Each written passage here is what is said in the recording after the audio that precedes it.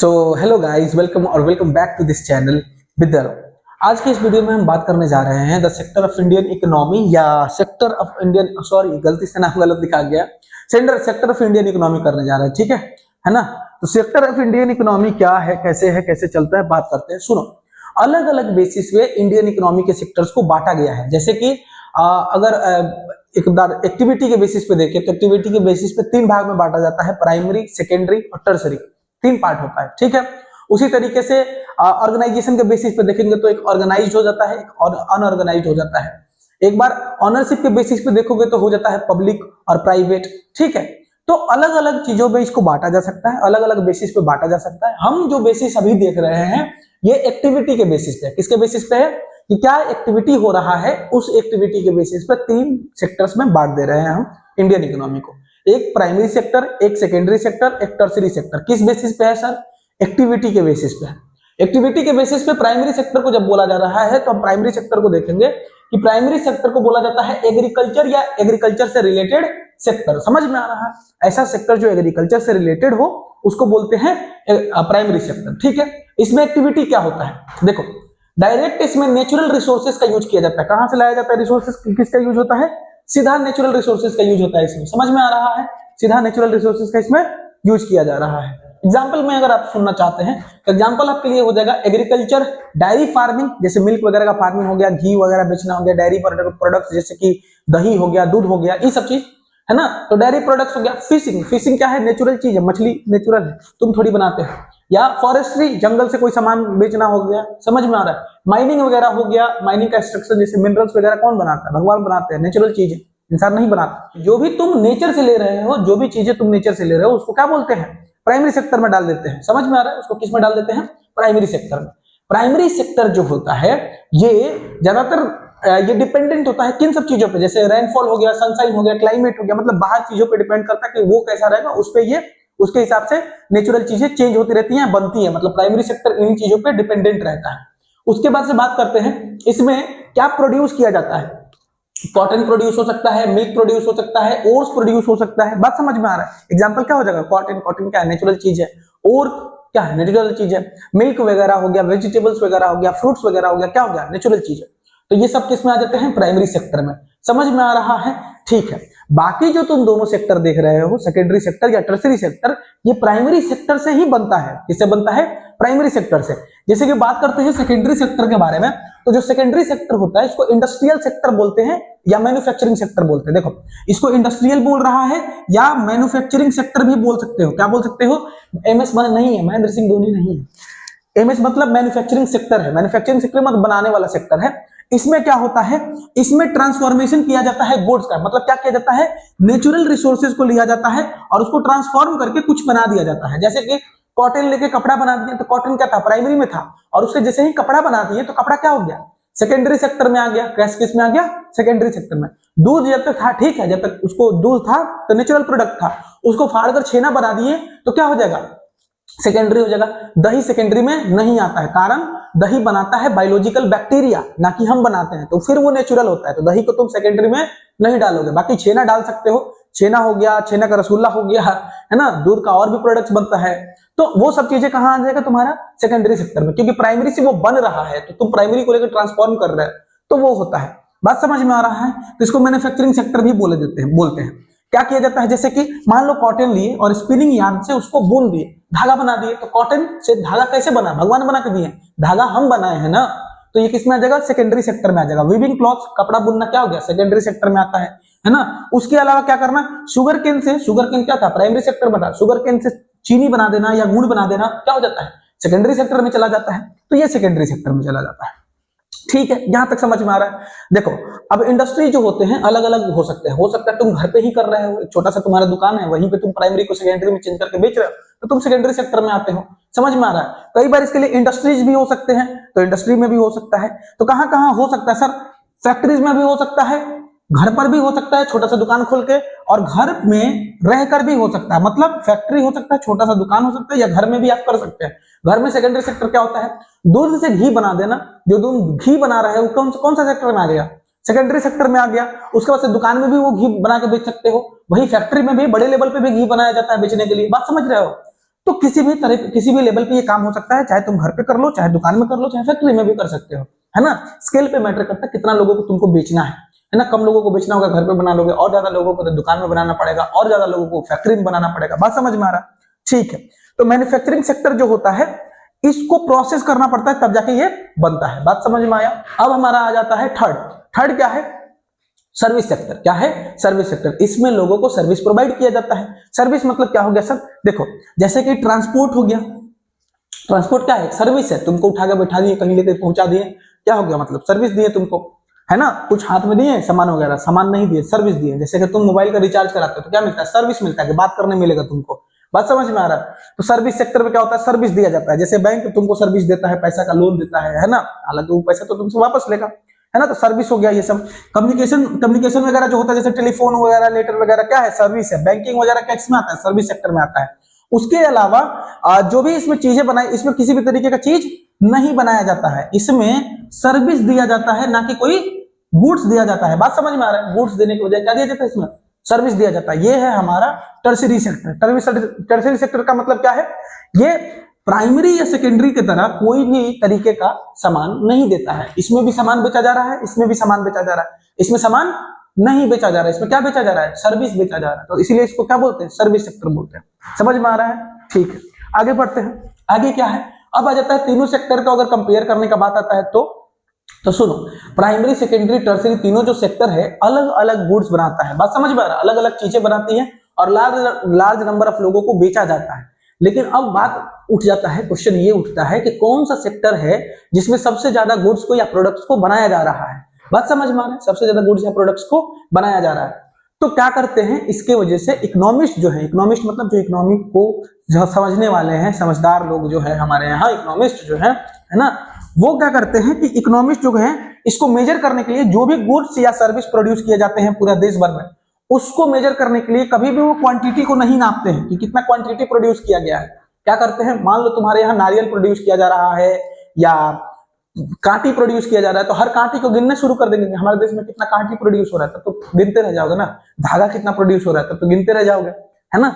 तो इसीलिए जो इकोनॉमिस्ट हैं वो बोलते हैं कि सामान हम लोग सामान का जो क्वांटिटी है उसको हम लोग नहीं गिनेंगे, उसका प्राइस गिनेंगे। जैसे कि देखो, अगर गेहूं 10,000 किलो है तो 10,000 किलो गेहूं का हमको मतलब नहीं है, वो उसका दाम कितना है ये चेक करो, उसका दाम कितना है ये चेक करते हैं। उसी तरीके से मान लो कोकोनट है 5,000, तो ऐसा नहीं कि कोकोनट को गिनना शुरू कर देंगे, हम उसका दाम चेक करेंगे और सबका दाम चेक करके ऐड कर देंगे तो क्या निकल के आ जाता है? जीडीपी। जीडीपी का मतलब होता है ग्रॉस डोमेस्टिक प्रोडक्ट। क्या निकल के आ जाता है? जीडीपी। जीडीपी का मतलब होता है ग्रॉस डोमेस्टिक प्रोडक्ट। अब दिक्कत क्या है कि ये जो ग्रॉस डोमेस्टिक प्रोडक्ट होता है ये बताता है कि आपके देश में कितना सर्विस या गुड्स प्रोड्यूस किया जा रहा है। आपका पूरा देश कितना गुड्स या सर्विस प्रोड्यूस कर रहा है, वो हो गया आपका जीडीपी। और जीडीपी से आप पता लगा सकते हैं कि कौन सा देश कितना अमीर या गरीब है। बात समझ में आ रहा है? ठीक है, अब हम आगे बढ़ते हैं। जैसे कि इन तीनों को अगर ध्यान से देखा जाए तो देखो, दो तरीके के गुड्स हो सकते हैं तुम्हारे पास, एक फाइनल गुड, एक इंटरमीडिएट गुड। फाइनल गुड क्या? जो बेच दिए, कंज्यूमर ले लिया, तो जो चीज सीधा कंज्यूम कर लिया गया है उसको क्या बोलते हैं? कंज्यूमर के द्वारा, उसको क्या बोलते हैं? फाइनल गुड्स बोलते हैं। जैसे कि बिस्किट मान लो, लेकिन बीच में इंटरमीडिएट गुड भी हो सकता है, आटा हो सकता है, गेहूं हो सकता है, इंटरमीडिएट गुड्स को नहीं नापा जाता है। इंटरमीडिएट गुड्स को बिल्कुल नहीं नापा जाता है। किसको नापते हैं हम? हमेशा फाइनल गुड्स के प्राइस को नापते हैं। जो भी इकोनॉमिस्ट हैं प्राइस जो नाप रहे हैं ना, कि कितना प्राइस हो रहा है सामान का, तो वो सामान का जो प्राइस है वो नापते हैं कि कितना तुम साल भर में प्रोड्यूस किए, उसका प्राइस कितना है। लेकिन जो प्रोड्यूस तुम किए हो इंटरमीडिएट नहीं देखा जाएगा, फाइनल जो कंज्यूमर के पास जा रहा है उसका प्राइस देखा जाता है, ना कि बीच में जोड़ा जाता है। क्यों सर? अगर बीच में जोड़ोगे तो वैल्यू जो होगा वो अलग अलग आ सकता है। समझ में आ रहा है? तुम आटा का दाम जोड़ दिए, जैसे कि तुम देखो गेहूं से बना आटा, आटा से बना बिस्किट, लेकिन दिक्कत क्या है? गेहूं का दाम जोड़े, फिर आटा का भी दाम जोड़े, फिर बिस्किट का भी दाम जोड़े, तो दाम 3 गुना हो रहा है ना। ये आटा 2 बार जोड़ा गया, यहाँ से यहाँ 2 बार जोड़ा गया, आटा इसमें भी जोड़ाया, आटा बिस्कुट में भी जोड़ा गया, और यहाँ देखो गेहूं यहाँ भी जोड़ाया, फिर दूसरा में भी आटा में भी गेहूं का दाम आया, और फिर बिस्किट में भी आटा का दाम आ रहा है, मैंने गेहूं का दाम आ रहा है, तो गेहूं का दाम 3 बार आ जा रहा है। यही हम बोल रहे हैं कि अगर तुम गलती से भी इंटरमीडिएट गुड्स को लोगे तो होगा क्या? एक ही चीज बार बार आ जाता है। तो फाइनल गुड्स होता है ऐसा जो प्रोड्यूस हो जाता है और उसको कंज्यूमर से सीधा बेचा जाता है, वो फाइनल गुड होता है। इंटरमीडिएट गुड क्या होता है? ये बीच में काम लगता है इसका दूसरा चीज बनाने के लिए, जैसे कि व्हीट हो गया और फ्लोर हो गया, जैसे कि गेहूं हो गया या आटा हो गया, इसका यूज किया जाएगा क्या बनाने के लिए? बिस्किट बनाने के लिए। तो ये क्या हो गया? इंटरमीडिएट गुड हो गया। समझ में आ रहा है? जीडीपी को समझते हैं। जीडीपी का अगर तुम डेफिनेशन चाहते हो तो डेफिनेशन रट के रखना कि the value of final good and service produce in country during the year. एक साल में कितना फाइनल गुड प्रोड्यूस किया गया है? क्या प्रोड्यूस किया गया है? फाइनल गुड्स और सर्विस कितना प्रोड्यूस किया गया है कंट्री में, उसको क्या बोल देते हैं? जीडीपी। पूछता है, ध्यान से रट के रखेंगे। जीडीपी क्या होता है? The value of all final goods and the service produce in a country. समझ में आ रहा है? ड्यूरिंग ए ईयर, एक साल के अंदर का बात किया जाता है। ठीक, इंपॉर्टेंस क्या है जीडीपी का? जीडीपी का इंपॉर्टेंस ये है कि तुम देख सकते हो कि किस देश का इकोनॉमी कितना बड़ा है, कहां पे सबसे ज्यादा प्रोडक्शन हो रहा है, कौन देश ज्यादा अमीर है। बात समझ में आए?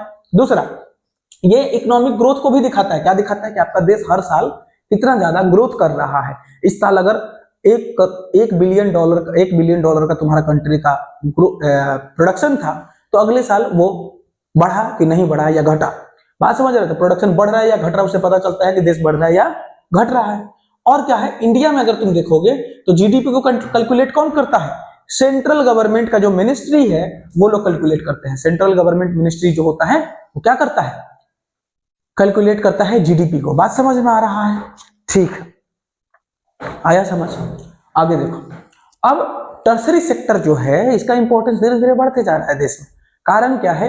टर्सरी सेक्टर जो है, अब लोग सबको टर्सरी सेक्टर का जरूरत पड़ता है, उसका कारण समझो। जैसे टर्सरी सेक्टर अगर पिछले 40 साल का बात करते हैं, अगर पिछले 40 साल कितना 1973 से 74 तक का लेके 2013 से 14 तक का डेटा अगर निकालते हैं, मतलब यहां से यहां तक का कितना डेटा है? 40 साल का डेटा है। ये डेटा अगर तुम निकाल के देखोगे तो तुमको प्राइमरी, सेकेंडरी, टर्सरी तीनों का डेटा निकालना है। ठीक है, और तीनों का जब तुम डेटा देखोगे तो देखोगे कि तीनों ने ओवरऑल ग्रोथ किया है, मतलब तीनों बढ़े हैं 40 साल में। प्राइमरी भी बढ़ा है, सेकेंडरी भी बढ़ा है, टर्सरी भी बढ़ा, मतलब तीनों ग्रोथ किए।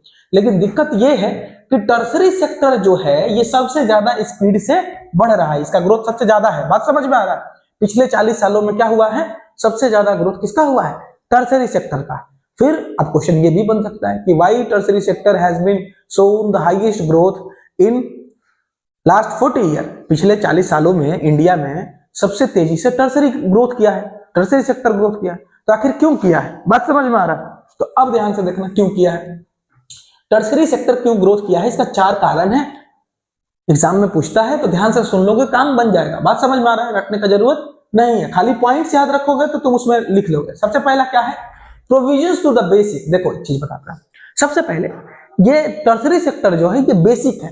कहीं भी तुम रहोगे तो टर्सरी सेक्टर की कुछ चीजों का तुमको जरूरत पड़ता है। जैसे कि तुमको कहीं भी रहोगे तो हॉस्पिटल का जरूरत तो पड़ना ही है, स्कूल का जरूरत तो पड़ना ही है, उसके अलावा पोस्ट ऑफिस चाहिए ही चाहिए, पुलिस स्टेशन चाहिए ही चाहिए, उसके बाद से कोर्ट चाहिए ही चाहिए, कोई लफड़ा हो गया तो, उसके बाद से ट्रांसपोर्ट मतलब वहां से आने जाने का सुविधा चाहिए ही चाहिए, बैंक वगैरह तुमको वहां पे चाहिए ही चाहिए। मतलब तुम ये बेसिक नीड है जो कि चाहिए ही चाहिए। अगर ये सब नहीं होंगे तो कहीं रहने का मन ही नहीं करेगा।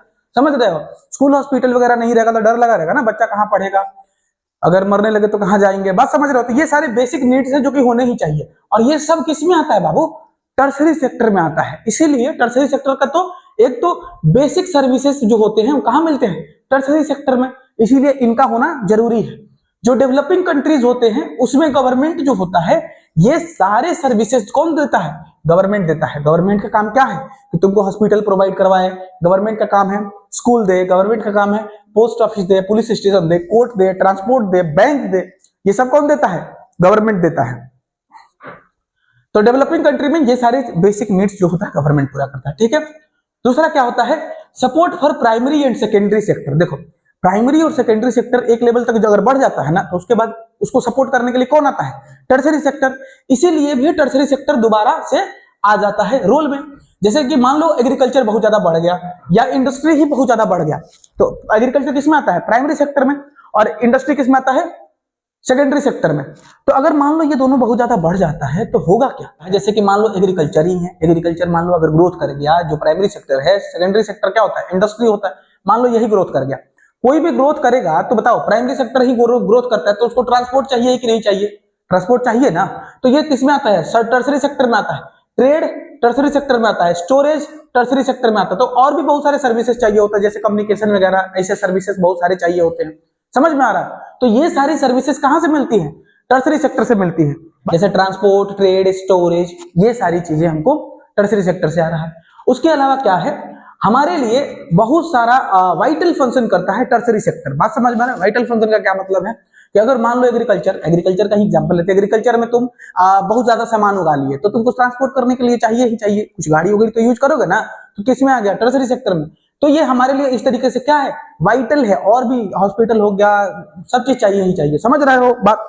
तो हम कहने का क्या मतलब है कि चाहे इंडस्ट्री बढ़ जाए, चाहे इंडस्ट्री बढ़ जाए, चाहे एग्रीकल्चर बढ़ जाए, दोनों को बहुत सारे सर्विसेज का जरूरत पड़ता है। देखो, एक लेवल तक एग्रीकल्चर करोगे तो तुमको कोई जरूरत नहीं है ट्रांसपोर्ट का, लेकिन एग्रीकल्चर जैसे ही ज्यादा कर दोगे या इंडस्ट्री जैसे ही ज्यादा बढ़ जाएगा तो उसको ट्रांसपोर्ट चाहिए, उसको ट्रेड करने के लिए बात करना होगा तो कम्युनिकेशन चाहिए, ट्रेड करने के लिए ट्रेड चाहिए, स्टोरेज करने के लिए जगह चाहिए। तो ये सब क्या हो जाता है, सर्विस सेक्टर में आ जाता है।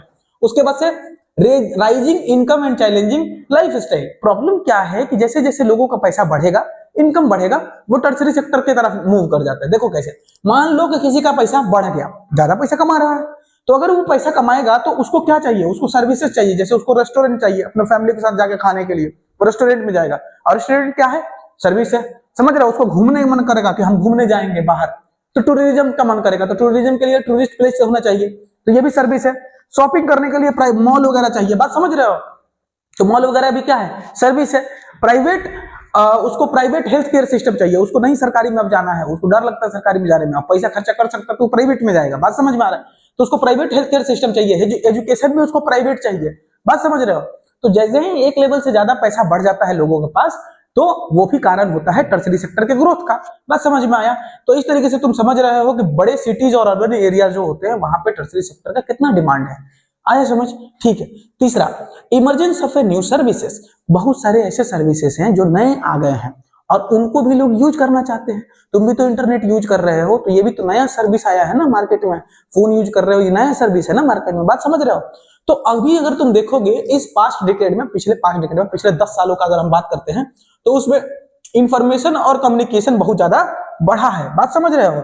और इसमें बेसिस सर्विसेज भी बहुत ज्यादा बढ़े हैं। एग्जाम्पल के तौर पे देखो, आईटी कंपनी कितना ज्यादा बढ़ गया है, फेसबुक आ गया, इंस्टाग्राम आ गया, तुम्हारा व्हाट्सएप आ गया, यूट्यूब आ गया, सब कितना ज्यादा बढ़ा है, बात समझ में आ रहा है। सॉफ्टवेयर सर्विसेज बढ़े हैं, तुम अलग अलग सॉफ्टवेयर देख रहे हो, है ना, फिर आईफोन का नया नया वर्जन देख रहे हो, है ना। उसके बाद से डिजिटल कम्युनिकेशन प्लेटफॉर्म्स भी बढ़े हैं। तो ये सब चीजें, नई नई चीजें उभर के आ रही हैं जो कि सर्विस सेक्टर को और ज्यादा ग्रोथ दे रही हैं। लोग इसका यूज करेंगे तो इसका ग्रोथ होगा भी होगा, बात समझ में आ रहा है। इसके वजह से सर्विस सेक्टर बढ़ रहा है। क्या बताएं, 4 चीजें बताएं जिसकी वजह से सर्विस सेक्टर बढ़ रहा है। पहला, वो जो बेसिक सर्विसेज होते हैं कौन प्रोवाइड करवाता है, टर्सरी सेक्टर प्रोवाइड करता है। प्राइमरी और सेकेंडरी को भी कौन सपोर्ट करता है, टर्सरी सेक्टर सपोर्ट करता है। उसके अलावा लोगों का जो इनकम बढ़ रहा है वो फिर टर्सरी में इन्वेस्ट करने लगते हैं, तो इसीलिए टर्सरी बढ़ता भी है। और लास्ट, नई नई सर्विसेज उभर के आ रही हैं लोगों के सामने, तो लोग क्या कर रहे हैं, टर्सरी सेक्टर का यूज करना शुरू कर दिए हैं। समझ में आया। तो ये सब चीजें हैं जो कि टर्सरी सेक्टर के बढ़ने का कारण बनती है। अब आ जाता है क्या कि टर्सरी सेक्टर जो है, इसमें ध्यान से देखोगे तो टर्सरी सेक्टर का ग्रोथ जो है लेकिन अनइवन है। कारण बताता है तुमको, सुनो। टर्सरी सेक्टर जो इंडिया में है, तुम देखोगे कि इसमें वाइड वैरायटी के लोग काम कर रहे हैं। जो टर्सरी सेक्टर में लोग काम कर रहे हैं ना, तो वो अलग अलग टाइप के लोग काम कर रहे हैं, बात समझ में आ रहा है। जैसे कुछ लोग बहुत ज्यादा स्किल्ड है और कुछ लोग के पास स्किल है ही नहीं, लेकिन तभी भी वो टर्सरी सेक्टर में काम कर रहे हैं। देखो, स्किल्ड लोग कौन कौन है, देखो, जो लोग आईटी में काम कर रहे हैं या फाइनेंस में काम कर रहे हैं या एजुकेशन में काम कर रहे हैं, वो लोग बहुत ज्यादा स्किल्ड लोग हैं, वो स्किलफुल है। जैसे टीचर वगैरह हो गया, उसके पास स्किल है पढ़ाने का, तो पढ़ा रहा है। लेकिन अनस्किल्ड लोग भी काम कर रहे हैं। जैसे कि तुम देखोगे कि लार्ज नंबर ऑफ तुमको छोटे छोटे शॉपकीपर दिख जाएंगे, छोटे छोटे शॉपकीपर जो दुकान चला रहे हैं, उनको पता भी नहीं है दुकान कैसे चलाना है, किससे कैसे बात करना है, ठीक है। उसके अलावा रिपेयर वर्कर्स हो गए, ट्रांसपोर्ट वर्कर्स हो गए, ये सब जो है स्किल इनको बिल्कुल नहीं आता है, लेकिन ये भी टर्सरी सेक्टर में काम कर रहे हैं। हालांकि तुमको मालूम है कि ये लोग बहुत कम पैसे कमाते हैं। क्या कमाते हैं, कम पैसे कमाते हैं। कम जानकारी मतलब कम पैसा, बात समझ में आ रहा है। जिसके पास जितना ज्यादा जानकारी है उसको उतना ज्यादा पैसा मिलता है। मेहनत का इसमें कोई रोल नहीं है। अगर तुम मेहनत कर रहे हो, ठेला चला रहे हो, तुमको पैसा कम दिया जाएगा। अगर मेहनत कम कर रहे हो और नॉलेज ज्यादा है तुम्हारे पास, तुम किसी कंपनी के सीईओ हो, तो तुमको 2000 करोड़ या 3000 करोड़ भी पे किया जा सकता है, बात समझ रहे हो। तो पैसा नॉलेज का दिया जाता है, कभी भी मेहनत का नहीं दिया जा सकता है। समझ में आ रहा है। तो ये आप नहीं कह सकते हैं कि मेरे पास मेहनत है, हम मेहनती हैं तो हम पैसा ज्यादा लेंगे, नहीं। आप मेहनती नहीं, आप नॉलेजफुल हैं तो आपको पैसा ज्यादा मिलता है। तो इसमें क्या है, स्किल्ड लोगों को ज्यादा पैसा मिलता है, कम स्किल्ड वाले को कम पैसा मिलता है। समझ में आया? ठीक है, तो ये तुम समझ गए हो कि ये पार्ट कैसे धीरे धीरे आगे बढ़ रहा है और आगे भी टर्सरी सेक्टर ही आगे बढ़ेगा। आने वाले समय में भी कौन बढ़ेगा आगे? Tertiary sector. अब आ जाता है क्या, इंप्लॉयमेंट पैटर्न। अगर देखते हैं कि प्राइमरी, सेकेंडरी और टर्सरी में कैसा इंप्लॉयमेंट मिल रहा है लोगों को, उसके बारे में थोड़ा बात करते हैं। सुनो, सबसे पहले इंप्लॉयमेंट का पहला पॉइंट क्या है कि इंप्लॉयमेंट और जीडीपी कंट्रीब्यूशन, किसका कितना इंप्लॉयमेंट में हाथ है और कितना जीडीपी में हाथ है। सबसे पहले अभी अगर तुम देखोगे तो जीडीपी का जो शेयर है सबका चेंज हो चुका है ना, पहले से अलावा अभी चेंज हो चुका है। और एम्प्लॉयमेंट में, लेकिन एम्प्लॉयमेंट में भी चेंज हुआ। देखो जीडीपी में भी चेंज हुआ है, पहले का पैटर्न और अभी का पैटर्न में जीडीपी में भी अंतर आया है, एम्प्लॉयमेंट में भी अंतर आया है। जैसे कि प्राइमरी सेक्टर को देखते हैं, प्राइमरी सेक्टर में देखोगे तो ज्यादातर सबसे ज्यादा लोग काम करते हैं कहां पे? प्राइमरी सेक्टर में। कहां पे काम करते हैं? सबसे ज्यादा लोग काम करते हैं प्राइमरी सेक्टर में, मतलब एग्रीकल्चर सेक्टर में सबसे ज्यादा। इंडिया में अभी भी 70% लोग एग्रीकल्चर में काम कर रहे हैं, तो सबसे ज्यादा लोग काम करते हैं यहीं पे। लेकिन दिक्कत ये है कि यहां पर कंट्रीब्यूशन इनका कितना है? 1/6 जीडीपी का, मतलब 1/6 पार्ट करते हैं ये लोग कंट्रीब्यूशन, मतलब जीडीपी में इसका कंट्रीब्यूशन बहुत कम है। सबसे ज्यादा लोग काम कहां कर रहे हैं? प्राइमरी सेक्टर में। सबसे कम कंट्रीब्यूशन किसका है? प्राइमरी सेक्टर का। बात समझ में आ रहा है? वहीं सेकेंडरी या टर्सरी सेक्टर को देखोगे तो यहाँ पे सबसे ज्यादा मेजोरिटी में कंट्रीब्यूट कौन करता है? हमारे अभी इंडिया का जो मेजोरिटी है उसमें मेजोरिटी ऑफ जीडीपी है, हमारे इंडिया का जो मेजोरिटी ऑफ जीडीपी है उसमें सबसे ज्यादा कंट्रीब्यूट कौन कर रहा है? सेकेंडरी और टर्सरी सेक्टर। समझ में आ रहा है? लेकिन यहाँ पे लोग भी कम काम कर रहे हैं, मतलब कि सेकेंडरी और टर्सरी में लोग कम काम कर रहे हैं, पैसा ये ज्यादा कमा के देश को दे रहा है। वही प्राइमरी सेक्टर में ज्यादा लोग काम कर रहे हैं और पैसा देश को ये कम कमा के दे रहा है। तो ये ज्यादा पैसा दे रहा है, ये कम कम पैसा दे रहा है। ज्यादा लोग काम कर रहे हैं, ये कम लोग काम कर रहे हैं। बात समझ में आ रहा है? ठीक है, इसी का दूसरा पॉइंट देखते हैं जीडीपी वाला, कि lack of job creation. Job creation का क्या मतलब है? ध्यान से देखना। इंडस्ट्रीज जो है, अभी तुम देखोगे इंडस्ट्रीज जो है 9 गुना बढ़ी है। क्या हुआ है? इंडस्ट्रीज जो है वो 9 गुना बढ़ी है, पहले से 9 गुना बढ़ी है, जबकि एम्प्लॉयमेंट इनका सिर्फ 3 गुना बढ़ा है। मतलब क्या है? सेकेंडरी सेक्टर देख रहे हो, सेकेंडरी सेक्टर में काम तो ज्यादा हो गया है लेकिन काम करने वाले कम बढ़े हैं। अगर सामान 9 गुना बढ़ा, प्रोडक्शन 9 गुना हुआ, अगर ग्रोथ 9 गुना हुआ तो एम्प्लॉय भी तो 9 गुना होना चाहिए, लेकिन हुआ कितना? 3 गुना। बात समझ रहे हो? तो इसमें प्रोडक्शन 9 गुना हो रहा है लेकिन 3 गुना ही लोग बढ़ रहे हैं। मतलब ये लोग जॉब ज्यादा नहीं दे रहे हैं लोगों को कम जॉब दे रहे हैं, काम ज्यादा करवा रहे हैं। उसके अलावा सर्विस सेक्टर का बात करते हैं, मतलब टर्सरी सेक्टर का, 14 गुना बढ़ा है। सर्विस सेक्टर कितना बढ़ गया है? 14 गुना बढ़ा है। जबकि उसका देखोगे तो सिर्फ 5 गुना ये बढ़ा है। आदमी को ये कितना रखा है? सिर्फ 5 गुना आदमी को बढ़ाया है। समझ रहे हो? मतलब पहले ये प्रोड्यूस करता था 5, तो प्रोड्यूस करने लगा है कितना? 25, 14 गुना है ना। अरे तो यहाँ पे 5 लोग प्रोड्यूस करते थे 5 चीजें, है ना, सेकेंडरीज में। मतलब कि सर्विस सेक्टर में मान लो कि 5 लोग प्रोड्यूस करते थे 5 चीजें, तो अब क्या होगा? इसका प्रोडक्शन कितना बढ़ गया है? 14, मतलब 14 इंटू 5 कितना हो गया? 70 गुना हो गया। मतलब 70 से बढ़ गया, 5 से कितना पे चला गया? 70 पे। और लोग कितना बढ़ाया है? सिर्फ 5 गुना, मतलब 25 लोग।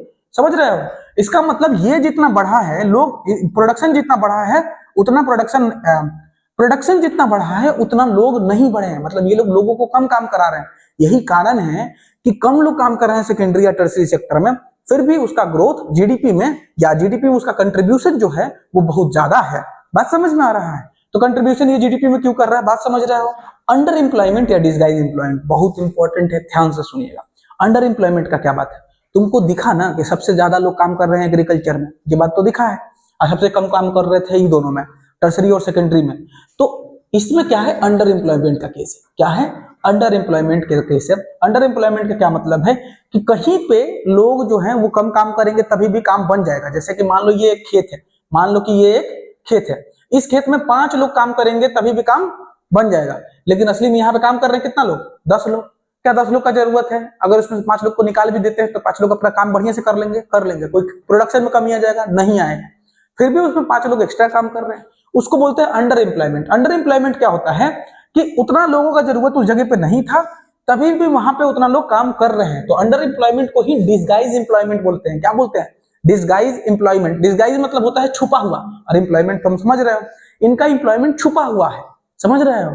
अगर यहाँ 10 लोग काम करके ना करके 5 लोग इसमें से कोई दूसरा काम करते हैं तो वो एक्स्ट्रा पैसा कमा के लाते हैं ना, घर में एक्स्ट्रा पैसा आता। तो ये है डिसगाइज एम्प्लॉयमेंट। और सबसे ज्यादा डिसगाइज एम्प्लॉयमेंट कहां पे दिखता है सर? सबसे ज्यादा डिसगाइज एम्प्लॉयमेंट दिखता है तुमको प्राइमरी सेक्टर में। एग्रीकल्चर में सबसे ज्यादा डिसगाइज एम्प्लॉयमेंट है, मतलब सबसे ज्यादा फालतू लोग काम कर रहे हैं कहां पे?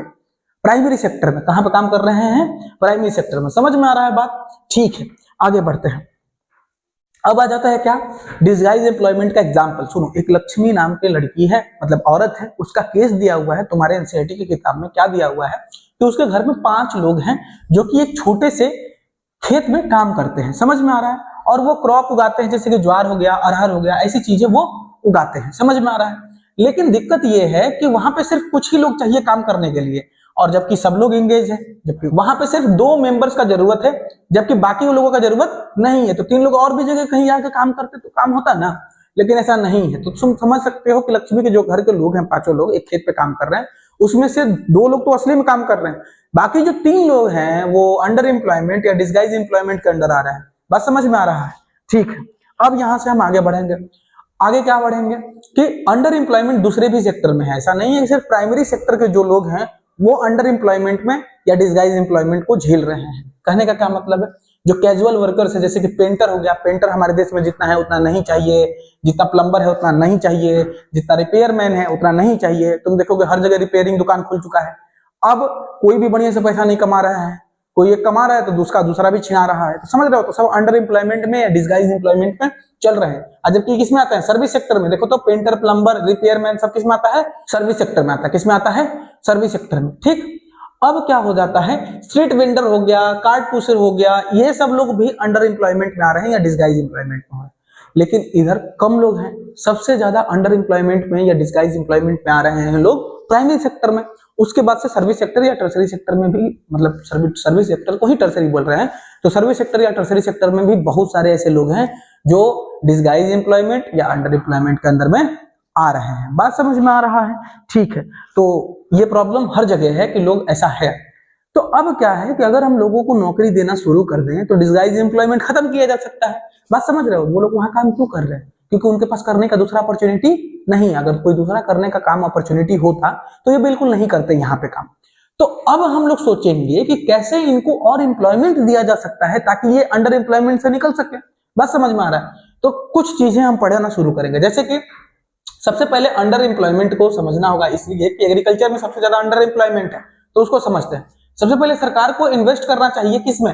लोन देना चाहिए लोगों को वेल बनाने के लिए। वेल बनाना, डैम बनाना या कैनल्स बनाना, इन सब चीजों के लिए क्या करना चाहिए सरकार को? इन सब चीजों पे ज्यादा फोकस करना चाहिए। किस पे फोकस करना चाहिए? सरकार को इन्वेस्ट करना चाहिए वेल बनाने के लिए या डैम बनाने के लिए, कैनाल बनाने के लिए, जिससे लोगों का इरिगेशन अच्छा हो पाए।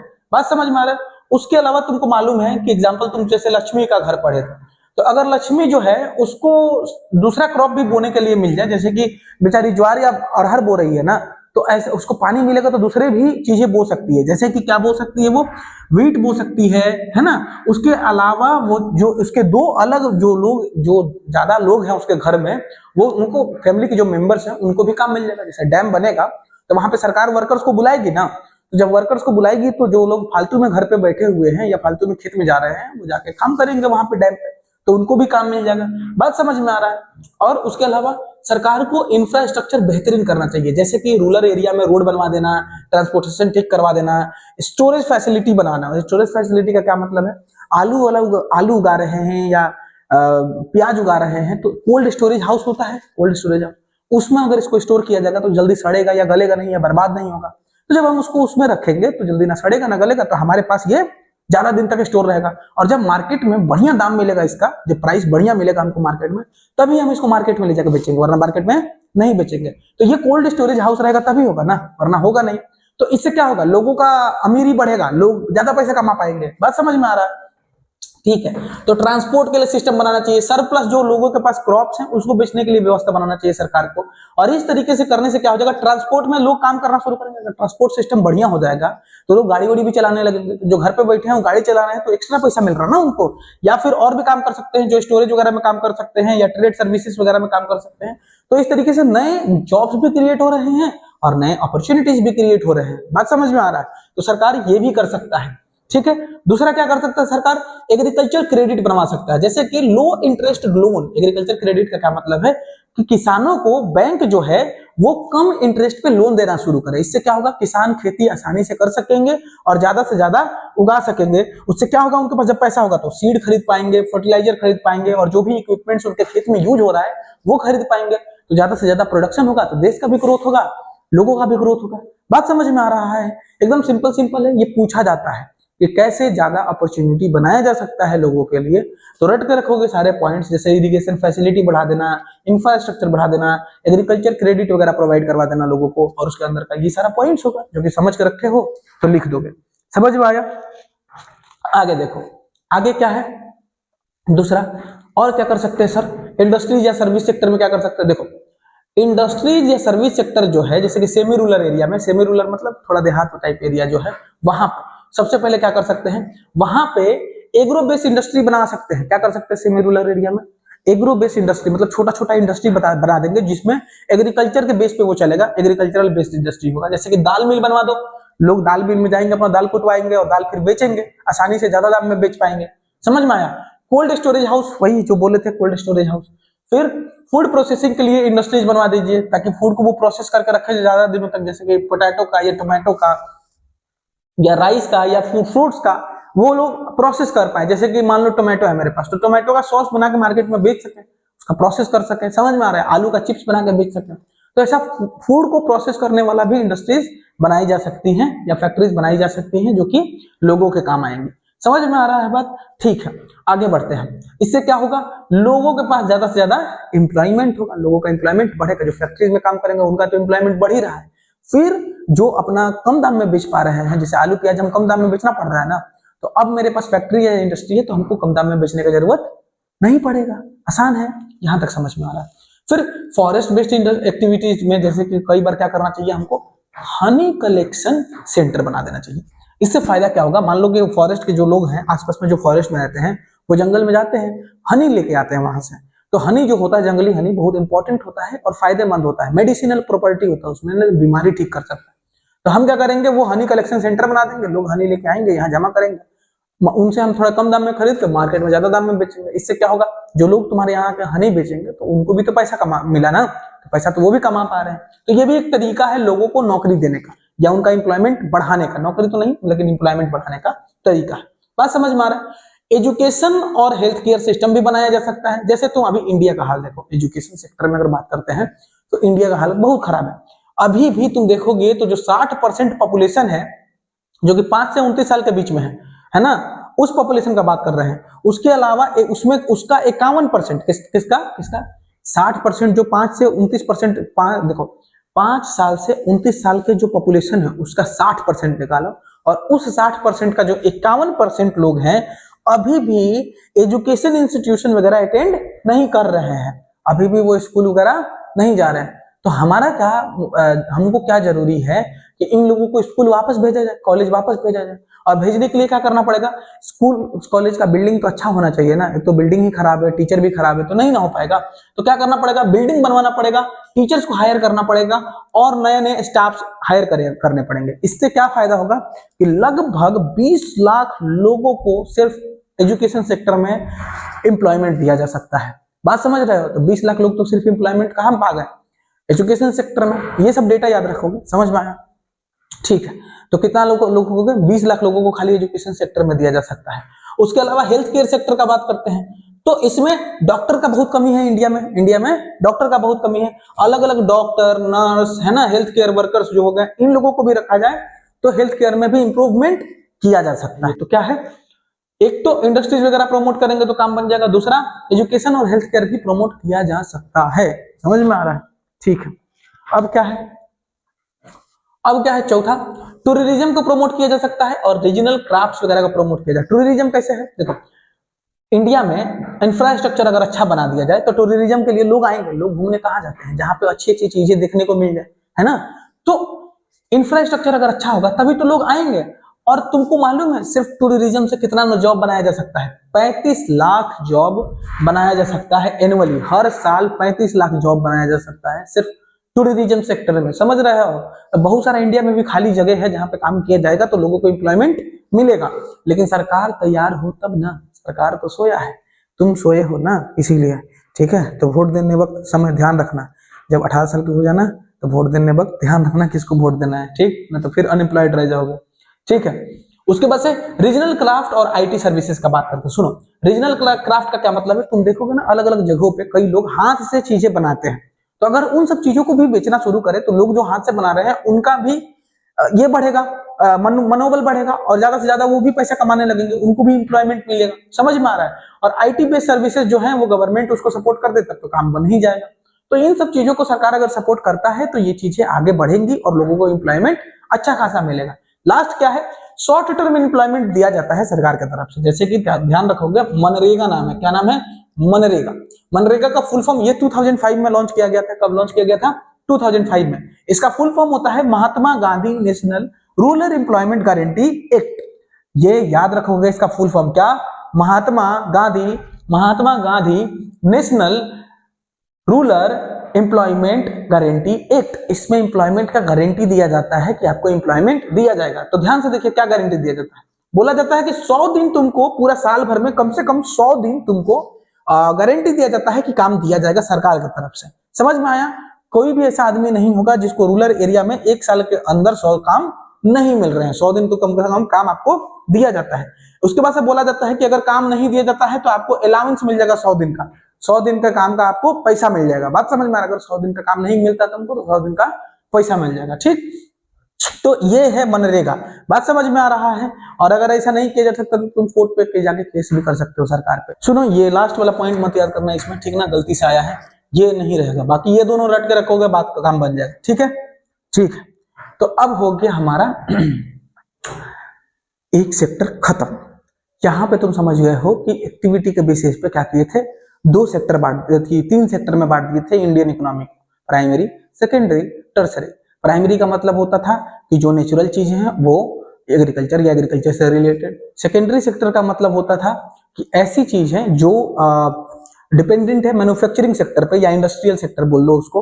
और टर्सरी का मतलब होता है सर्विस सेक्टर। बात समझ में आया? फिर तीनों जीडीपी में कैसे कंट्रीब्यूट करता है, उसके बाद जीडीपी कैसे कैलकुलेट किया जाता है, फाइनल प्रोडक्ट क्या होता है, इंटरमीडिएट गुड्स क्या होता है। उसके बाद से हम लोग आगे आ गए कि लोगों को अंडर एम्प्लॉयमेंट में रखा गया है या डिस्गाइज एम्प्लॉयमेंट में रखा गया है, तो कैसे वहां से निकाल सकते हैं। तो एम्प्लॉयमेंट देने का अलग अलग चीजें हम बात किए कि कैसे गाँव में सुधारा जा सकता है, रूरल एरिया में सुधारा जा सकता है, सेमी रूरल एरिया में सुधारा जा सकता है, टूरिज्म में सुधारा जा सकता है, हेल्थ केयर में सुधारा जा सकता है, एजुकेशन में सुधारा जा सकता है। बहुत सारा चीज पढ़े। ठीक है, अगर आपको सारा याद आ रहा है लाइन से तो ठीक है, नहीं तो फिर पीछे वीडियो जो है पीछे करके शुरू से देख के रटिए। समझ में आ रहा है? रटना क्या मतलब समझना है। बात समझ में आ रहा है? तो अब हम क्या करेंगे, फिर से इसी सेक्टर को, मतलब कि हमारे जो इंडियन इकोनॉमी है उसके सेक्टर को दूसरे बेसिस पे बांटेंगे। किस बेसिस पे? एम्प्लॉयमेंट कंडीशन के बेसिस पे बांटेंगे। किस बेसिस पे बांटेंगे? एम्प्लॉयमेंट कंडीशन के बेसिस पे। तो एम्प्लॉयमेंट कंडीशन में 2 भाग में चला जाता है, एक ऑर्गेनाइज सेक्टर हो सकता है और एक अनऑर्गेनाइज सेक्टर हो सकता है। ऑर्गेनाइज मतलब क्या होता है? सुनो, डेफिनेशन अगर तुमसे पूछता है तो ये चेप दोगे, ध्यान से सुनना। एंटरप्राइजेज और work place with regular employment terms and formal processes.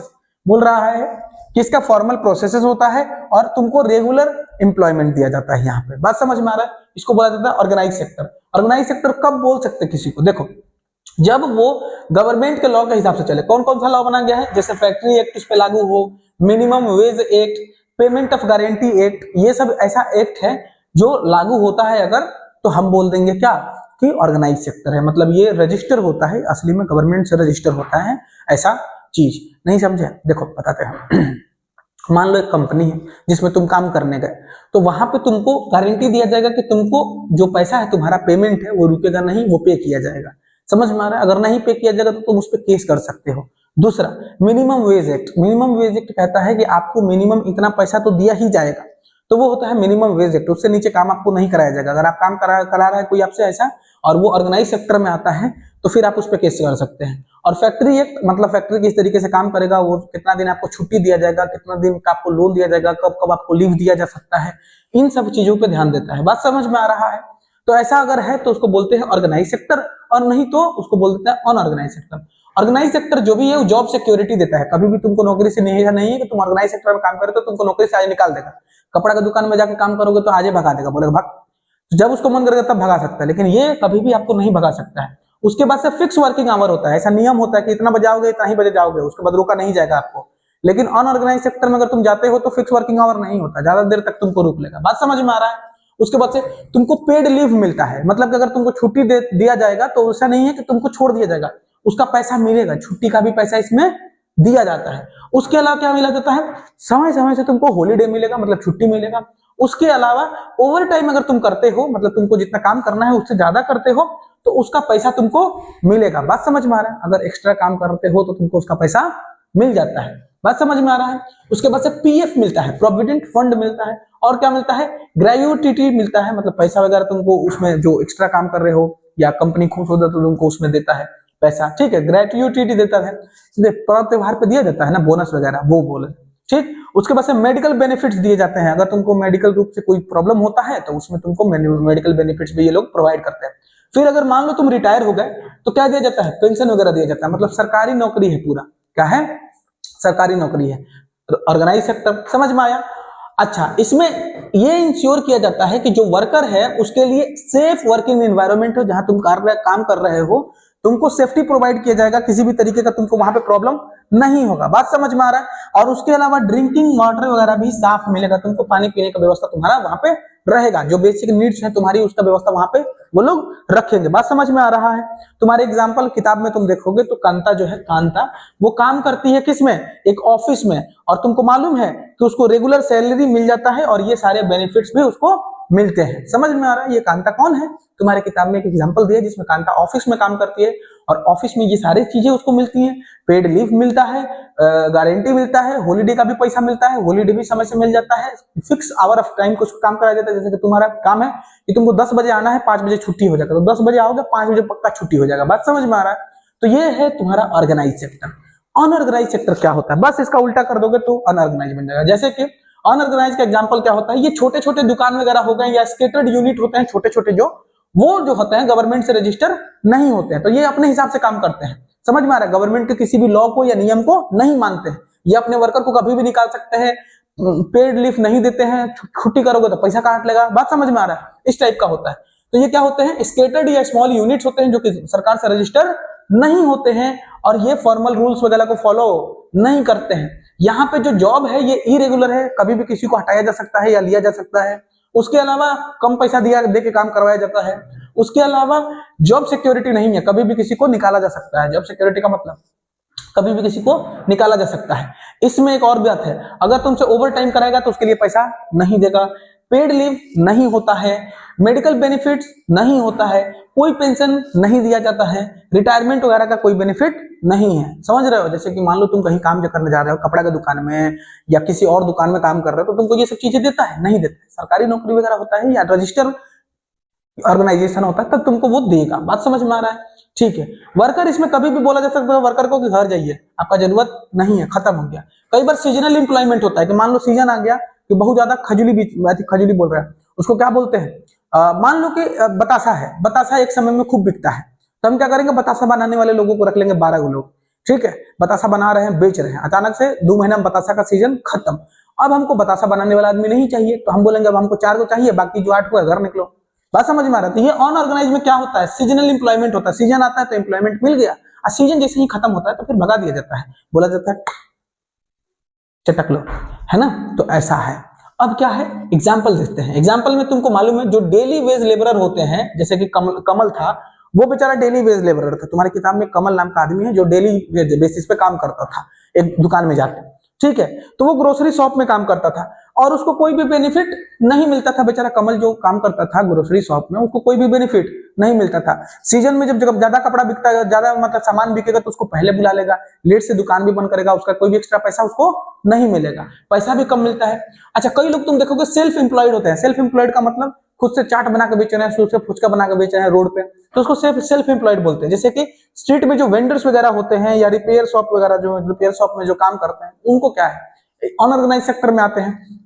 उसके अलावा जैसे फार्मर जो खुद से काम करते हैं, है ना, या लेबर वेबर को हायर करते हैं सीजन के हिसाब से, मतलब मान लो हमको धान बोने का सीजन है, तो धान बोना है तो लेबर को हायर कर लिए, सीजन में धान बुआ लिए, फिर बोले घर जाओ, बात समझ रहे हो? तो ये क्या हो गया, अनऑर्गेनाइज सेक्टर हो गया। जो छोटे छोटे यूनिट्स होते हैं जो रजिस्टर नहीं होते सरकार से, उनको अनऑर्गेनाइज सेक्टर में डाल दिया जाता है। तो ये तुम्हारा खत्म हो गया ऑर्गेनाइज अनऑर्गेनाइज।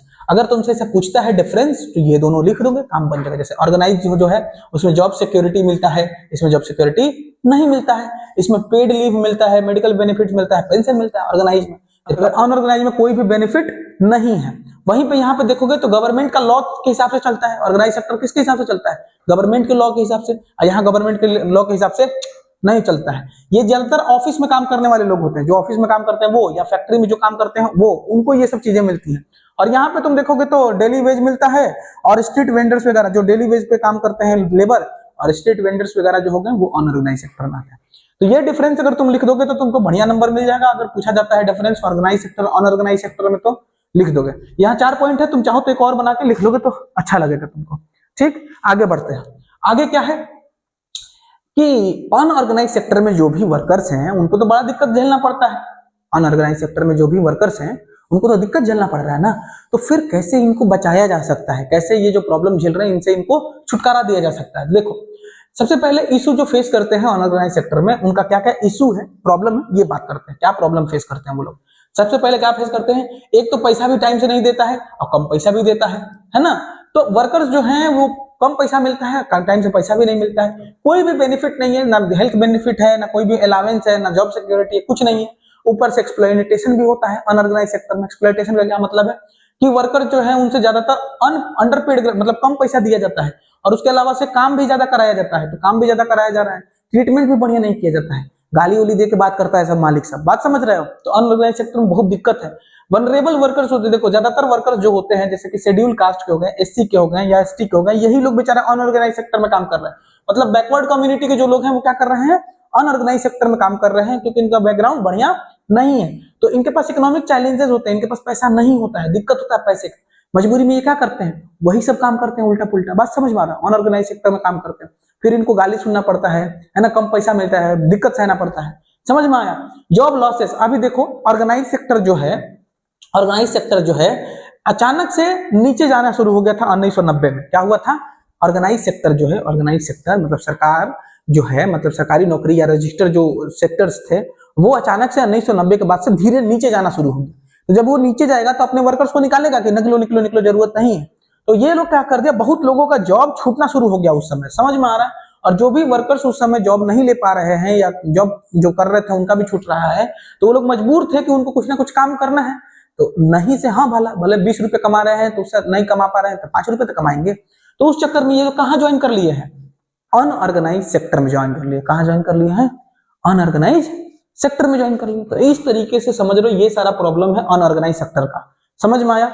अब इसको सुधारने का कुछ व्यवस्था करते हैं, इसको सुधारने का व्यवस्था करते हैं। देखो, जो वनरेबल ग्रुप्स हैं अनऑर्गेनाइज सेक्टर में, उनके बारे में बात करते हैं। सुनो, रूरल एरिया का बात करते हैं। तो ये लैंडलेस होते हैं, है ना। वनरेबल ग्रुप जैसे एससी एसटी वाले, इनके पास लैंड नहीं होता है, पहला बात। दूसरा बात कि या तो होता भी है तो छोटा जमीन होगा, बहुत कम फार्मर, मतलब कि अगर होता भी है तो बहुत कम होगा, बहुत छोटा जमीन होगा, मतलब बहुत कम इनके पास जमीन है। समझ में आ रहा है? अगर तुम रूरल एरिया में देखोगे तो लगभग 80% जो लोग ऐसे हैं गांव में जिनके पास या तो जमीन नहीं है या है भी तो बहुत कम है। बात समझ में आ रहा है? उसके अलावा इनको और भी प्रॉब्लम फेस करना पड़ता है। जमीन तो छोटा सा है, ऊपर से सीड खरीदने का पैसा नहीं है, एग्रीकल्चर के लिए इनपुट्स जो भी केमिकल फर्टिलाइजर्स वगैरह लगेगा वो नहीं है, पैसे नहीं है हमारे पास। उसके अलावा स्टोर करने के लिए जगह नहीं है, उगा भी लेते हैं तो स्टोर कहाँ करेंगे। उसके बाद से मार्केटिंग फैसिलिटीज नहीं है, बेचने का फैसिलिटीज इनके पास नहीं है, जिनकी वजह से इनको भी दिक्कत सहना पड़ता है। गांव के लोगों को क्या करना पड़ता है?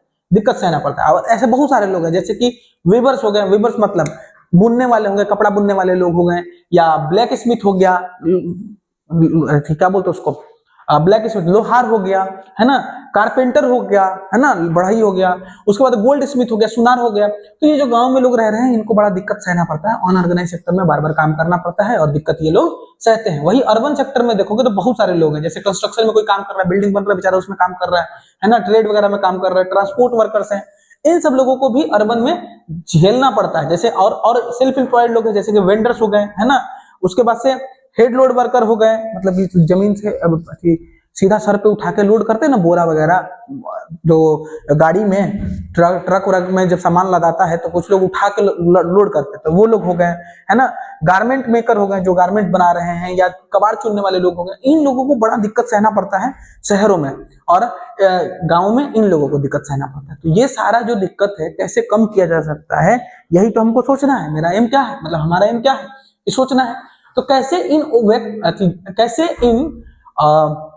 वर्कर्स को प्रोटेक्ट किया जा सकता है उसका बात करते हैं। कैसे इन वर्कर्स को प्रोटेक्ट किया जा सकता है? 4 चीजें हैं जिससे इन सारे वर्कर्स को क्या किया जा सकता है, प्रोटेक्ट किया जा सकता है या बचाया जा सकता है, ये जो काम कर रहे हैं। पहला देखना ध्यान से, गवर्नमेंट इनको एग्रीकल्चर में सपोर्ट कर दे। पहला बात क्या है कि इनको सीड जो है या एग्रीकल्चरल इनपुट जो है वो सरकार दे दे, और बड़ा टाइम से दे दे तब काम बनेगा। ये नहीं कि सीजन बीत गया तब सीड दे रहे हैं तो वो बोएगा क्या, वो समझ में आ रहा है। उसके अलावा इनको कुछ क्रेडिट दे दे, मतलब पैसा दे दे, या एफोर्डेबल रेट वगैरह पे इनको लोन ही दे दे, तभी भी काम बनेगा। लोन ही दो लेकिन एफोर्डेबल रेट पे, ऐसा कि उसको लूट नहीं लो, ठीक है। उसके बाद से स्टोरेज फैसिलिटी वगैरह बना दीजिए। स्टोरेज फैसिलिटी का क्या मतलब है कि उस जगह पे वो अपना सामान वगैरह स्टोर कर सकता है, जैसे आलू खराब ना हो, प्याज खराब ना हो, तो वो उससे क्या होगा, बाद में जब मार्केट में बढ़िया दाम पे बिकेगा तो ये बेच भी सकता है। तो पहला प्रॉब्लम का सुधार ये हो गया। कब, किन लोगों को प्रॉब्लम का सुधार है, जो लोग एग्रीकल्चर में काम कर रहे हैं। दूसरा, अगर स्मॉल स्केल इंडस्ट्री को भी सपोर्ट किया जाए तभी भी फायदा होगा। देखो, जो छोटे स्केल पे काम कर रहे हैं उनके लिए रॉ मटेरियल प्रोवाइड करा दिया जाए, या रॉ मटेरियल के लिए कुछ पैसा दे दिया जाए, और जो भी मार्केट में प्रोडक्ट्स हैं उनको थोड़ा थोड़ा हेल्प कर दे। अगर सरकार थोड़ा पैसा दे दे या लोन दे दे, या लोन कम दाम पे ही दे दे, तभी भी काम बन जाता है। बात समझ में आ रहा है। सोशल और इकोनॉमिक प्रोटेक्शन का बात करते हैं। देखो, एक ऐसा पॉलिसी सरकार को बनाना चाहिए जिससे सबको फेयर वेज मिले, सबको फेयर वेज मिले और जॉब सिक्योरिटी मिले। बात समझ में आ रहा है। सरकार बोल दे कि इतना से कम में अगर आप किसी से काम कराते हैं तो आपको सजा दी जाएगी। उसके अलावा जॉब सिक्योरिटी का मतलब इतना से पहले दिन से पहले आपको किसी भी को नहीं निकालना है। बात समझ में आए। हालांकि सरकार का ये नियम है कि इतना से कम नहीं लेना है पैसा, एक सेट किया गया स्टैंडर्ड कि इतना से कम पैसा अगर किसी भी वर्कर को आप देते हैं तो आप जुर्म कर रहे हैं और आपके खिलाफ केस वगैरह हो सकता है, ठीक है। उसके अलावा क्या है, लोगों को हेल्थ केयर सिस्टम प्रोवाइड कराना चाहिए, एजुकेशन प्रोवाइड करवाना चाहिए, और सोशल बेनिफिट्स वगैरह प्रोवाइड करना चाहिए अच्छे तरीके से। तब जाके लोग ग्रोथ करेंगे और अलग अलग सेक्टर्स में अच्छे से काम करेंगे। बात समझ में आ रहा है। उसके अलावा वनरेबल कम्युनिटीज जो है, जैसे SC ST हो गया, जैसे कि SC हो गया या ST हो गया, इन सारे लोगों को, या बैकवर्ड कम्युनिटीज जो हो गए, इन सारे लोगों को सोशल डिस्क्रिमिनेशन से बचाना चाहिए। किससे बचाना चाहिए? Social discrimination. नहीं तो सोशल डिस्क्रिमिनेशन होगा तो बेचारा ना वो स्कूल में पढ़ पाएगा, ना कॉलेज में पढ़ पाएगा, और पढ़ेगा नहीं तो गरीब, मतलब इस टाइप का हो गया कि अब वो अनऑर्गेनाइज सेक्टर में ही काम कर सकता है। ऑर्गेनाइज सेक्टर में जाने के लिए स्किल चाहिए होता है, बेचारा वो स्किल तो सीख ही नहीं पाया कभी। बात समझ रहे हो? समझ में आ रहा है, ठीक। उसके अलावा सरकार को यह भी सोचना चाहिए कि इनको बेटर जॉब अपॉर्चुनिटी देना चाहिए, इनको अपॉर्चुनिटी बढ़ा के देना चाहिए, क्योंकि ये लोग बहुत ज्यादा पिछड़े हैं या सह रहे हैं, दिक्कत सह रहे हैं। बात समझ में आ रहा है। तो इस तरीके से क्या किया जाता है, इस तरीके से सुधारा जा सकता है। जो अनऑर्गेनाइज सेक्टर में लोग काम कर रहे हैं, उनको दबाया गया है, कुचला गया है, उनको बचाने का ये सारा पॉइंट्स हो सकता है। तुम सोचो, मेजर पॉइंट अगर छोड़ दोगे तो तुम्हारे पास कितना सारा पॉइंट बन जाता है। 1 2 3 4 5 6 7 8 9 पॉइंट है। इसमें से कोई भी 5 को याद रखोगे, जब पूछेगा कि कैसे प्रोटेक्ट कर सकते हैं अनऑर्गेनाइज सेक्टर के लोगों को, तो कब से इसमें से कोई भी 5 को छोटा छोटा देख के चेक किया होगा, उससे क्या मिल जाएगा, बड़ा बड़ा नंबर मिल जाएगा। बात समझ में आ रहा है, ठीक है, ठीक है। आगे बढ़े। हाँ, अब आ जाता है कि हम समझ चुके हैं एक बार एक्टिविटी के बेसिस पे, प्राइमरी सेकेंडरी टर्सरी उसको बांटे थे। एक बार हम लोग एम्प्लॉयमेंट के बेसिस पे बांट दिए थे। किसमें बांटे थे? ऑर्गेनाइज और अनऑर्गेनाइज में बांट दिए। अब हम लोग बांटेंगे पब्लिक में, मतलब ऑनरशिप के बेसिस पे। तो पब्लिक और प्राइवेट में बढ़ जाएगा। क्या बढ़ जाएगा? एक तो पब्लिक हो जाएगा और एक प्राइवेट। पब्लिक सेक्टर क्या होता है? इसको सरकार दिखता है। पब्लिक सेक्टर मतलब उसको सरकार चला रहा है, ठीक है। पर्पस क्या है? पब्लिक जो होता है, पब्लिक सर्विसेज जो होती हैं सबको प्रोवाइड की जाती हैं। किसको प्रोवाइड की जाती हैं? सबको प्रोवाइड की जाती हैं। इसमें पैसा कमाने के लिए नहीं किया जाता है, इसको पैसा कमाने के लिए बिल्कुल भी नहीं किया जा सकता। जैसे कि रेलवे हो गया, अब रेलवे प्राइवेट हो गया। जैसे कि रेलवे हो गया, पोस्ट ऑफिस हो गया। बात समझ में आ रहा है? ये सब क्या है? सर्विस, पब्लिक सर्विस है, पब्लिक सेक्टर्स में आती है, ठीक है। प्राइवेट सेक्टर में क्या होता है? प्राइवेट सेक्टर में जो कोई प्राइवेट इंडिविजुअल होगा या कंपनी होगा उसको ऑन कर रहा होगा। जैसे कि इन लोग का काम ही होता है पैसा कमाना, तो पैसा कमाने के लिए ही ये काम कर रहे हैं। बात समझ में आ रहा है? जैसे कि Tata iron and steel company, Tata जो है टिस्को, वो क्या है? प्राइवेट सेक्टर में आता है। और रिलायंस देख रहे हो, जियो, क्या है? रिलायंस जो है वो भी पब्लिक प्राइवेट सेक्टर है। क्या है? प्राइवेट सेक्टर है। बात समझ में आ रहा है? तो इस तरीके से तुम समझ गए हो कि पब्लिक क्या होता है, प्राइवेट क्या होता है। पब्लिक क्या होता है जो सरकार के हाथ में है, प्राइवेट क्या होता है जो लोगों के हाथ में, जो इंडिविजुअल के हाथ में, जो जिसका काम ही है पैसा कमाने के लिए बना है, कंपनी ही पैसा कमाने के लिए बना। ठीक है, तो अब हम पढ़ेंगे आगे कि पब्लिक सेक्टर का क्या रोल है समाज में, पब्लिक सेक्टर कैसे कुछ कर रहा है। देखते हैं सबसे पहले क्या जरूरी है। देखो, कंस्ट्रक्शन करवाता है ये लोग, रोड का, ब्रिज का, रेलवे का, हार्बर्स का, इलेक्ट्रिसिटी जनरेट करवाता है, उसके अलावा इरिगेशन के लिए फैसिलिटीज प्रोवाइड करता है। समझ में आ रहा है क्या करता है? ये सारी चीजें वो लोगों को प्रोवाइड कराता है क्योंकि ये एसेंशियल चीजें हैं। उसके अलावा देखो, इसमें इन सब चीजों में तुमको दिख रहा है रोड, ब्रिजेस वगैरह, रेलवे वगैरह बनाना होगा तो इसमें बहुत ज्यादा पैसा लगता है। क्या कोई एक इंसान ये करवा सकता है? नहीं करवा सकता है। तो इसमें हेवी इन्वेस्टमेंट लगता है जो कि कई बार प्राइवेट सेक्टर के हाथ से बाहर का औकात का बाहर का चीज है। समझ रहे हो? इसीलिए ये सारा काम कौन करता है? सरकार करता है। इसलिए कौन करता है ये सारा काम? सरकार। रोड या रेलवे कभी भी नॉर्मल इंसान नहीं बनवा सकता है, ब्रिज वगैरह नॉर्मल इंसान नहीं बनवा सकता है। बात समझ रहे हो? तो ये बहुत बड़ा चीज होता है जो कि सरकार इसीलिए करता है। समझ में आया? फिर ये क्या करता है सरकार? इंडस्ट्रीज को और कंज्यूमर्स को सपोर्ट करता है। गवर्नमेंट जो है स्टेबलाइज करता है इलेक्ट्रिसिटी को। समझ में आ रहा है? ताकि एफोर्डेबल रहे, किस क्या रहे, अफोर्डेबल रहे और सब लोग बिजली का यूज कर सके। जो छोटे छोटे इंडस्ट्रीज हैं वो भी यूज कर सके। अगर तुम सोचो कि इलेक्ट्रिसिटी चला गया किसके हाथ में? प्राइवेट के हाथ में, तब तो वो दाम बढ़ा देगा अपना, जब मन करेगा तब बढ़ा देगा। बोलेगा कि नहीं, 1 यूनिट का अब हम लेंगे 50 रुपया, जबकि सरकार लेता है 7 रुपया। तो सरकार के जब तक हाथ में है तभी तक उस पर कंट्रोल है। अगर प्राइवेट हाथ में चला गया ना तो वो ज्यादा दाम लेने लगेगा। तुम कर भी क्या सकते हो? तो छोटे छोटे इंडस्ट्रीज बंद हो जाएंगे ना, इलेक्ट्रिसिटी नहीं लेगा तो बंद हो जाएगा ना। तो इसीलिए इलेक्ट्रिसिटी जानबूझ के लो लेवल पर रखा गया है और गवर्नमेंट के हाथ में है ताकि वो पैसा ना कमा के लोगों को ग्रोथ करने में, आगे बढ़ाने में हेल्प करे। बात समझ में आ रहा है? तो गवर्नमेंट क्या करता है? इलेक्ट्रिसिटी को अफोर्डेबल बना के देता है। उसके अलावा क्या करता है सरकार? खरीदता है, जैसे कि गेहूं खरीद लिया, चावल खरीद लिया फार्मर से, एक फेयर प्राइस पे खरीद लेता है। तो सारा चावल और गेहूं क्या करता है सरकार? किसानों से खरीद लेता है। खरीदता है एक ऐसा लेवल पे जिससे किसान को भी घाटा नहीं हो रहा, और फिर बेचता भी है मार्केट में इसी लेवल पे जाके गरीब से गरीब लोग भी खरीद के खा सके। इससे क्या होता है कि जो गरीब आदमी है वो खाए बिना नहीं मरता है। अगर बताओ कोई और प्राइवेट वाला आदमी खरीद लेता पूरा पूरा गेहूं और चावल और तब वो बेचना शुरू करता, तो तुम बताओ उसके पास सारा गेहूं चावल आ गया, अब वो कैसे बेचेगा? 100 रुपया किलो, 300 रुपया किलो, 5000 रुपया किलो, ऐसा कर देगा तो गरीब आदमी खरीदेगा ही नहीं, खा ही नहीं पाएगा, तो मर जाएगा ना। इसीलिए सरकार क्या करता है?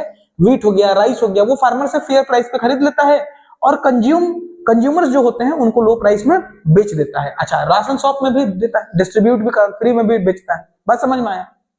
फ्री मतलब कि राशन कार्ड पे भी देता है लोगों को अनाज। ठीक है, उसके अलावा हेल्थ केयर और एजुकेशन भी कौन प्रोवाइड करवाता है? सरकार। जैसे कि स्कूल बनवाता है सरकार, है ना, क्वालिटी एलिमेंट्री स्कूल बनाता है। समझ में आ रहा है? तो ये सब सरकार का काम है और वो करता है। और इलिटरेसी को एड्रेस करता है, उसको चेंज करने के लिए अलग अलग चीजें करता है इंडिया में, ताकि वो इलिटरेसी को खत्म कर सके। स्कूल बनवाता है, कॉलेज बनवाता है ना, ये सब चीजें करता है। ठीक, उसके बाद से सोशल इशू का बात करते हैं। देखो, चाइल्ड हेल्थ जो है और माल न्यूट्रिशन जो है, इसको कम करने के लिए सरकार बहुत सारा कोशिश करता है कि चाइल्ड हेल्थ को सुधारा जा सके। बच्चों को जो माल न्यूट्रिशन हो जाता है, माल न्यूट्रिशन मतलब किसी न्यूट्रिशन का कमी हो जाता है, तो उसको भी सुधारा जा सके। बात समझ में आ रहा है? उसको भी सुधारा जा सके। उसके अलावा क्या है कि लोगों को सेफ ड्रिंकिंग वाटर मिले, पानी पीने के लिए बढ़िया पानी मिले उनको, वो जरूरी है। उसके लिए हाउसिंग जरूरी है।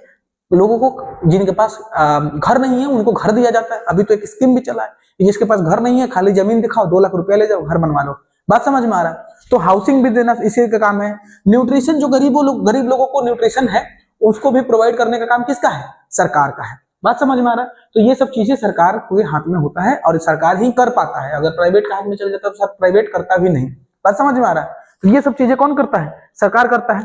अब जो है लास्ट बात कि पब्लिक सेक्टर जो है उसमें इन्वेस्टमेंट क्यों जरूरी है, क्यों पैसा लगाना चाहिए पब्लिक सेक्टर में? सबसे ज्यादा पैसा लगता है तो पब्लिक ही लगा सकता, मतलब कि उसमें सरकार ही लगा सकता है। कारण तो जानते हो ना, डैम ब्रिज अभी पढ़े थे कि इलेक्ट्रिसिटी वगैरह जनरेट करने में कई हजार करोड़ रुपया लगता है। किसी भी प्राइवेट इंसान के लिए, मतलब प्राइवेट इंडिविजुअल के लिए करना असंभव है। बात समझ में आ रहा है? इसीलिए कौन करता है? सरकार करता है। तो इन सब चीजों को कौन मैनेज करता है? लार्ज प्रोजेक्ट जो होते हैं उनको कौन मैनेज करता है? सरकार करता है। वो जरूरी भी है, इसीलिए पब्लिक सेक्टर इन्वेस्टमेंट जरूरी है।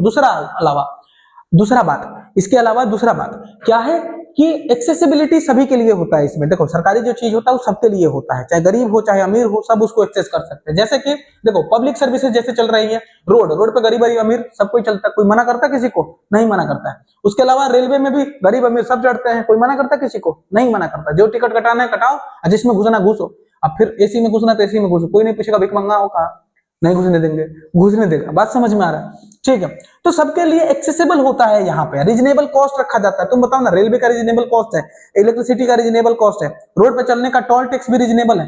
बात समझ में? वो अलग बात है कि अभी टैक्स बढ़ा दिया, अभी टैक्स का ठेला खराब है देश में, लेकिन सब चीज रीजनेबल रखा जाता है। यही प्राइवेट सेक्टर के हाथ में चला जाता चीज है, यही सब चीजें प्राइवेट सेक्टर के हाथ में चली जाती तो तुमको मालूम है सब चीजों का फीस हाई हो जाता। तुम ऐसे देखो ना, गवर्नमेंट स्कूल में जाते हो कितना रुपया लगता है, उल्टा सरकार पैसा देता है, और प्राइवेट स्कूल में जाते हो तो कितना पैसा लगता है? 1500 2000 रुपया, समझ रहे हो? और 16,000 रुपया 20,000 रुपया रजिस्ट्रेशन फीस, उसके बाद से 2-2 हजार रुपया फीस, समझ रहे हो? जबकि गवर्नमेंट में एकदम सस्ता होता है। तो सरकार के पास जब तक है ये चीजों का फीस कम है, लेकिन वही प्राइवेट में चला जाता तो क्या होता? बहुत ज्यादा हाई हो जाता। और गरीब लोगों को तो एक्सेस मिलता ही नहीं इन सब चीजों का। गरीब लोग क्या पढ़ते हैं क्या प्राइवेट स्कूलों में? नहीं पढ़ पाते हैं। बात समझ में आ रहा है? ठीक है, अब ह्यूमन डेवलपमेंट का बात करते हैं। देखो पब्लिक में अगर इन्वेस्ट किया जाएगा, अगर पब्लिक सेक्टर में इन्वेस्ट किया जाता है, सरकार अपने चीजों में इन्वेस्ट करता है, इनइक्वालिटीज हो गई, या इन्फेंट मोर्टेलिटी रेट हो गया, या लोगों का लिविंग स्टैंडर्ड हो गया, गरीब लोगों का लिविंग स्टैंडर्ड हो गया, इनको इंप्रूव किया जा सकता है। चाहे लोग का लिविंग स्टैंडर्ड है उसको इंप्रूव करना है, चाहे इन्फेंट मोर्टेलिटी रेट को कम करना है, या फिर तुमको सोशल इनइक्वालिटी घटाना है, तो ये सब चीजें जब कम करना है अगर तुमको, तो पब्लिक में ही इन्वेस्ट करना होगा, तभी जाकर लोग अच्छे से जी पाएंगे, कम बच्चे मरेंगे, कम लोगों का हेल्थ खराब होगा, कम लोगों को प्रॉब्लम होगा। बात समझ में आ रहा है? इनइक्वालिटी कम होगा। बात समझ में आ रहा है? तो इन सब चीजों को अगर कम करना है, बचाना है, इनसे बचना है लोगों को, ये सोसाइटी को अच्छा और बनाना है, तो पब्लिक सेक्टर में और इन्वेस्ट करना होगा, और उसको ध्यान से इन्वेस्ट करना होगा। ये नहीं कि नेता लोग मार ले रहे हैं, नीचे पैसा आया ही नहीं। तो ये सब चीजें हैं जो तुगुरा चैप्टर में तुमको समझाया गया है। ये रट लोगे तो काम बन जाएगा, मतलब समझ लोगे तो काम बन जाएगा मैक्सिमम, और जो रटने वाला होगा उसको रट लेना, है ना? ठीक है, तो इसी के साथ आपका ये भी चैप्टर हो जाता है खत्म, है ना? Thanks for watching the video, and ऐसे ही तुम लोगों को लगभग सारा चैप्टर करा दिया जाएगा। ठीक है, तो बस करते जाओ, आगे आगे बढ़ते जाओ, है ना? Thank you for watching the video, meet you in the next video, bye.